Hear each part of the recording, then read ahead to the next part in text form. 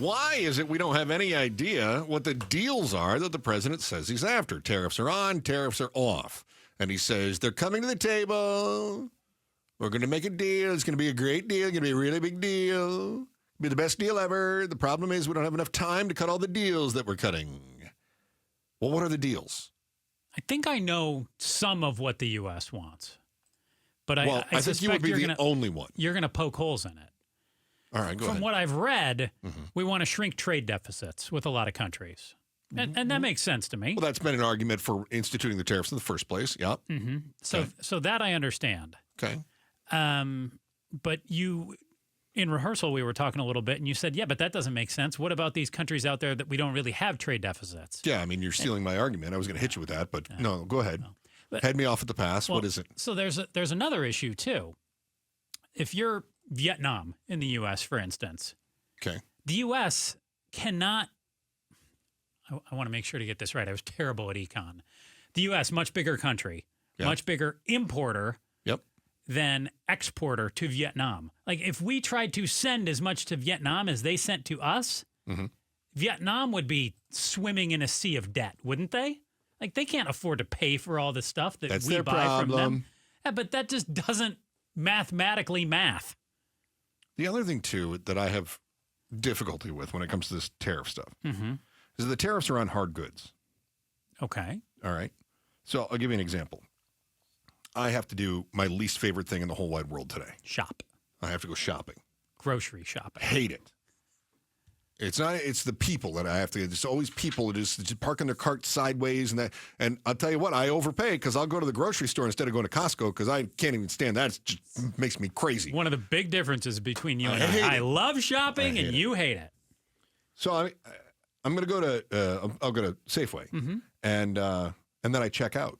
Okay. And as I'm checking out, I realize, my God, I'm operating at a terrible deficit. They're really taking it to me here. It's a terrible deficit. Safeway is taking all of my money, and they're giving me no money in return. It's a huge deficit. What would they give you money for?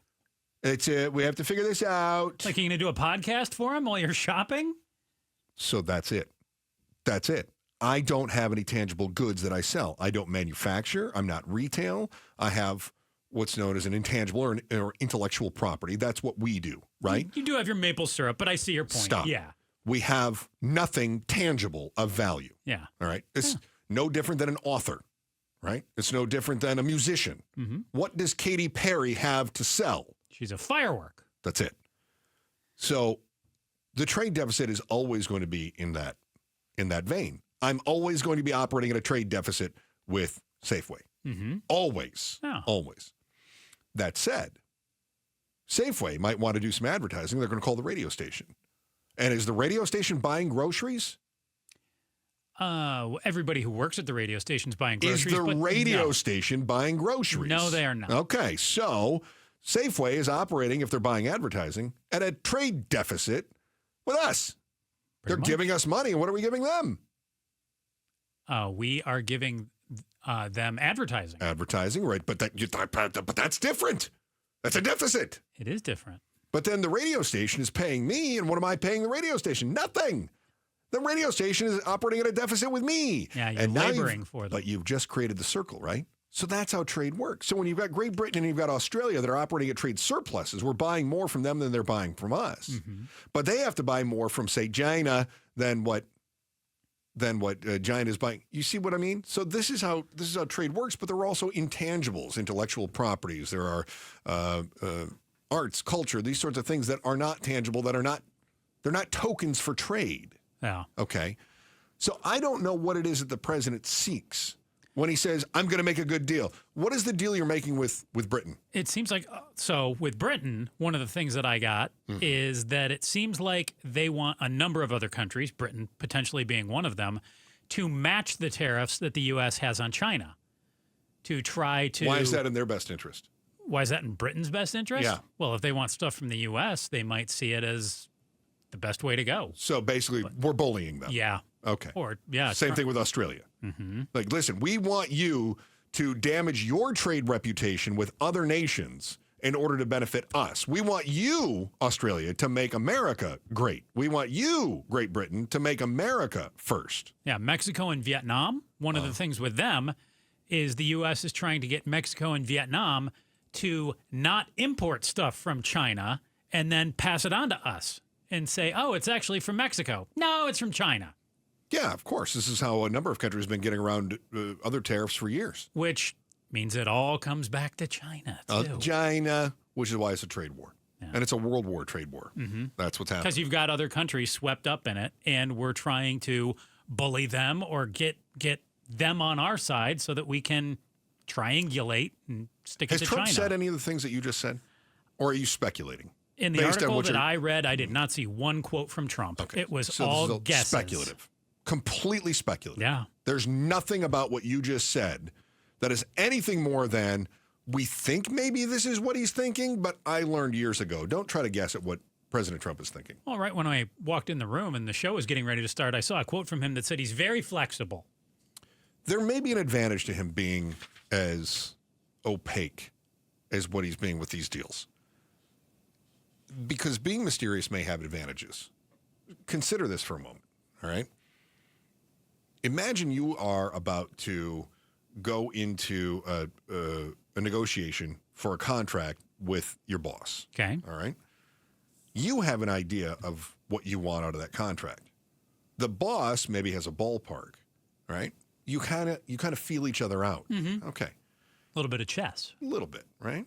Now imagine if the boss has no idea what you want. Oh, it's like arguing with a woman. Yeah. Yeah. Pablo, will you come get your host real fast? Real fast? Will you do that real fast? Pablo? Pablo, do you want to keep your job? Then you're going to want to get him off the air ASAP. My point is this. If the boss has no idea what you could be after, none, how does he prepare for that? Guesses. You kind of have an advantage, though, right? Because the boss, at best, can try to work a number of different scenarios, which means he's occupying his time trying to play the guessing game. He's playing whack-a-mole, and there's not even a mole popping his head up yet. That's all right. So it makes it very difficult for other countries to prepare their offer or their counter or how hard a stance they want to take on certain things. It does offer some flexibility. If you don't have any line in the sand drawn, you can decide later. After you start the conversation, maybe you make up what you want. You are incredibly flexible at that point. To the president's quote that you laid out, he's incredibly flexible. Of course you are, because you don't have a starting point. Because it's very nebulous, you don't have a starting point. So suppose Japan says, hey, what do you want? Trump can simply say, what are you offering? Mm-hmm. And they go, okay, listen, we're going to buy some treasury bonds. We're going to do this. We're going to do that. And he goes, I like all of those things, but also I want you to hire Jared Kushner to be the consultant. I don't know. Well, that's one of the problems that I've seen some of these countries running into. They don't even know who to reach out to in the U.S. to start negotiating. Right. Not even. But I think that's part of the plan. But I think that's part of the dealing. That to me feels like a foolish plan. At the very least, shouldn't Japan know who to reach out to? Why do you want them to not even know who to talk to? Keep them on their toes. That doesn't keep them guessing. But that's poor communication. If you and I were told to do a show, oh, my analogy is going to fall apart here. We have what they need. Mm-hmm. We're the only ones that have what they need. So don't you need to tell Japan you need to talk to make them sweat this person? Make them sweat.